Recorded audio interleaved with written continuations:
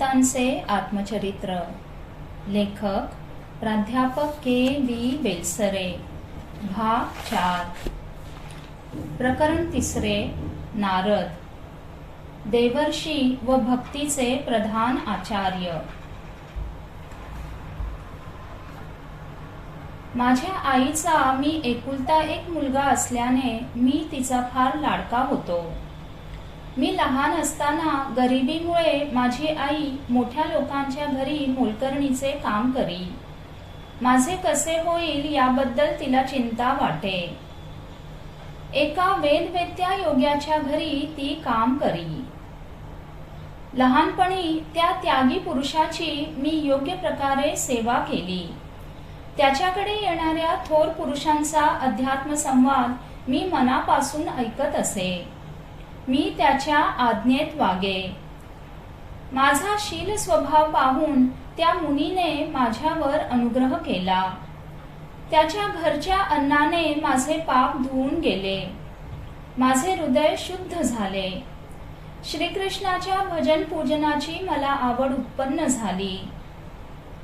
प्रभूच्या मनोहर कीर्तीमध्ये माझी बुद्धी निश्चल स्थिर झाली. त्या महात्म्याच्या मुखातून श्रीहरीच्या निर्मल यशाचे संकीर्तन ऐकून माझ्या हृदयात भक्तीचा प्रादुर्भाव झाला. माझ्या हृदयात श्रद्धा आणि इंद्रियात संयम उत्पन्न झाला.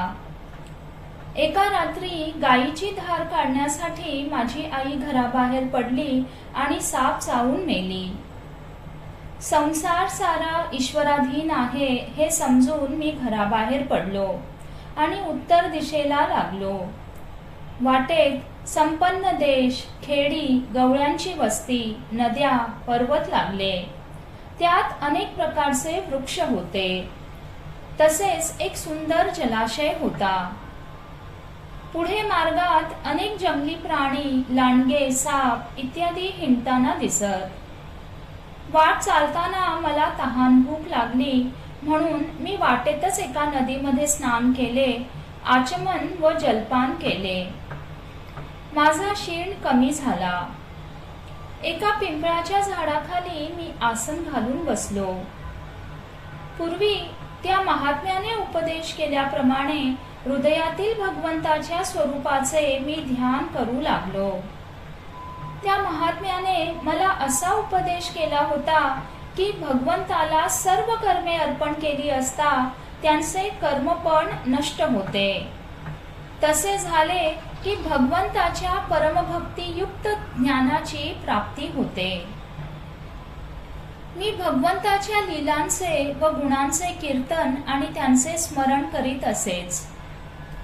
पिंपळाच्या झाडाखाली बसून मी ध्यान करू लागल्यावर माझे चित्त उत्कट भक्तिभावाने भरून गेले. भगवंताच्या चरणकमलांचे ध्यान चालू असता माझ्या हृदयामध्ये सावकाश भगवंत प्रगट होऊ लागला. त्याच्या प्रेमभावाने माझे अंग रोमांचित झाले.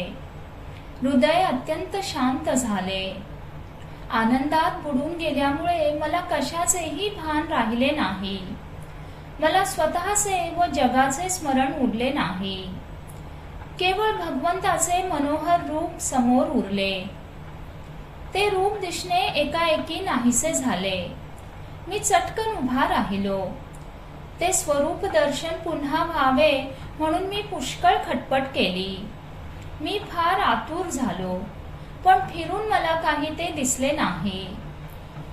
ते रूप पुन्हा दिसावे म्हणून त्या वनात हिंडत असताना मी आकाशवाणी ऐकली. ती अशी: तुला या जन्मात माझे दर्शन होऊ शकणार नाही. ज्यांच्या वासना पूर्णपणे शांत झाल्या नाहीत त्यांना माझे दर्शन दुर्लभ आहे. संत सेवा घडल्यामुळे तुझी चित्तवृत्ती माझ्या ठिकाणी स्थिर झाली आहे. माझ्या प्राप्तीचा तुझा निश्चय ढळणार नाही. तुला माझे अखंड स्मरण राहील. शीर नमवून मी त्या वाणीला नमस्कार केला. सर्व लाज भीड सोडून भगवंताच्या मंगल नामाचे गायन करीत व त्याच्या लीलांचे कीर्तन करीत मी आनंदाने कालक्रमणा करीत पृथ्वीवर हिंडू लागलो. भगवत कृपेने माझे हृदय शुद्ध झाले आणि सर्व आसक्ती नाश पावल्या. काही काळानंतर माझे प्रारब्ध कर्म समाप्त झाले. माझे पांचभौतिक शरीर नष्ट झाले. नंतर मी या जन्मात प्रगट झालो. श्रीकृष्णाने मला आत्मज्ञान, ऐश्वर्य व आपली भावरूप प्रेमभक्ती दिली आहे. त्याच्या अनुग्रहाने माझे ब्रह्मचर्यादी व्रत कधीही ढळत नाही. मी अप्रतिबंधपणे सर्व ठिकाणी फिरतो. नाद ब्रह्माने शोभणारी ही वीणा भगवंताने मला दिली आहे. ती वाजवीत व भगवंताच्या कथा गात मी जगात हिंडतो. भगवंताच्या यशोगानाचे माझे हे व्रत पाहून तो भगवंत अगदी बोलावून आणावे त्याप्रमाणे मला दर्शन देत असतो. विकारांनी त्रस्त झालेले अंतःकरण जसे मुकुंद सेवेने शांत होते तसे योग मार्गाने होत नाही. संसार सागर तरून जाण्याचा मार्ग मी तुम्हाला दाखवला. मूल ग्रंथ 1 श्रीमद भागवत, 2 देवर्षी नारद, लेखक सावळापूरकर. प्रकरण 3 समाप्त. जानकी जीवन स्मरण. जय जय राम.